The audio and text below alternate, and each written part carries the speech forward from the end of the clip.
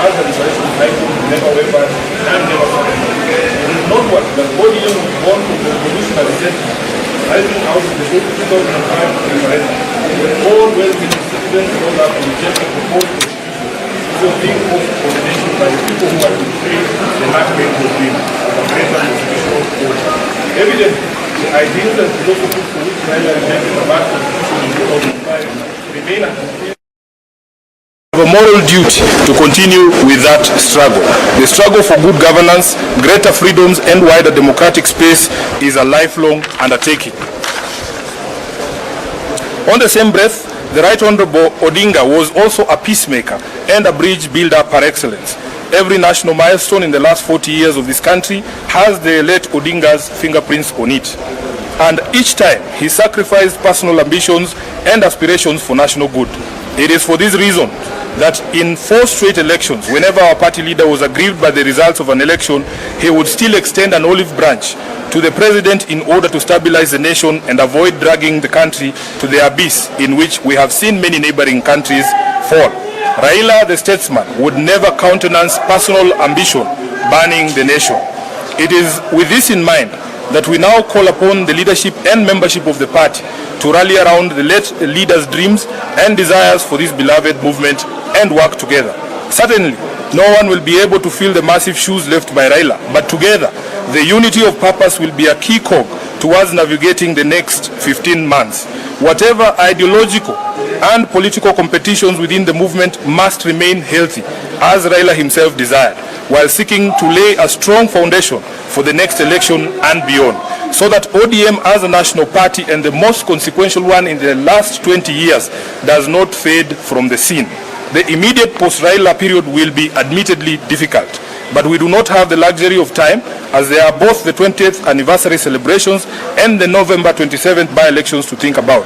Additionally, elected leaders and party officials bear a crucial responsibility to reach out to party members across the country to comfort and assure them that the journey of the late Raila Odinga is still on, and we will remain relentless until Canaan is yonder.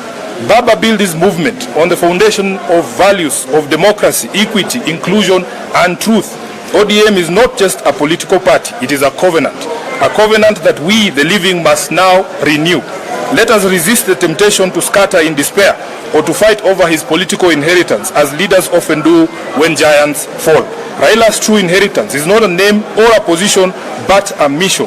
That mission is to continue the struggle for a Kenya that works for all its children, regardless of tribe, class, or creed. We commit here in unison that, as we did during the funeral, that we will not be responsible for any breakup in the party or any unnecessary political turbulence that runs counter to Jacom's dream. I beseech the media to avoid the tendency for sensationalism and the incessant hunt for negative news within the party. ODM's biggest problem now will not be which faction is winning against which one, or whether indeed there exist factions within the party. Today, the Central Committee of the party has met and laid a firm foundation of unity upon which we can build on moving forward. Please help us sustain this momentum by not perpetually hyping on perceived divisions. Instead, take time to also see us as a fabric built from diverse material originating from everywhere across the country, which predictably means that we may not always speak the same language, but we certainly know how to avoid the pitfalls of division that may happen on our path. We also appeal to the party's county officials throughout the 47 counties and all branch officials. Baba's dream is alive in all of you. Take up the leadership and grow the movement in your areas without fear or favor. Campaign time will come, and we shall be ready to hit the ground to popularize the party everywhere in Kenya. We grew into the biggest party in this land because citizens believed in our credibility, integrity, and aspirations. As a mass movement for all downtrodden Kenyans, there is no room for sentiment on this. You must move forward with your head held high. Whatever support you need from this committee, the National Office and the National Secretariat to help you achieve your mandate, we promise to do our best to deliver it. Finally, we wish to appeal to the national government that the constitutional provision for the funding of political parties is a yawning gap that has seen ODM owed billions in political party remittances. We believe that the best way for the national government to honor the late Raila Odinga is to release the money owed to the party so that our programs can run and the legacy of our leader can remain secure. Indeed, as the foremost Democrat in this country, Raila had fought tirelessly for political party funding as a safeguard against state interference, and it is only fair that his memory be sanctified by the expediting of pending issues for which he sought solutions. The party remains strong and steadfast in all its obligations and will rise stronger from this adversity. This being the first meeting of the committee since the passing of our leader, the top organ has resolved as follows. Number one, that we extend the deepest gratitude to the people and the government of Kenya for the support, outpouring of love and solidarity extended to our leader and his family following his passing. That we endorse Honorable Dr. Oburu Oginga as the new acting party leader and urge the party rank and file to accord him all the necessary support and cooperation to enable him guide the party through this difficult time. That in honor of his legacy as a unifier who brought together people of all shades of views and from diverse social, economic, geographical backgrounds, ODM shall continue on the path of embracing diversity and continue the struggle for equity, justice and peace here at home and beyond our borders. That in line with the wishes and demands of millions of Kenyans whose lives he touched, the party will hold memorial services in many different parts of the country to enable those many admirers interact with his sudden departure. Memorial venues or the memorials are planned for the following areas. We will start with Kilifi County, will be in Magarini on 2nd and 3rd of next month. Then we will do Homa Bay and Migori on the 5th and 6th respectively. That given the love Right Honorable Raila had for ODM, we believe he has joined the nearest branch of ODM in heaven.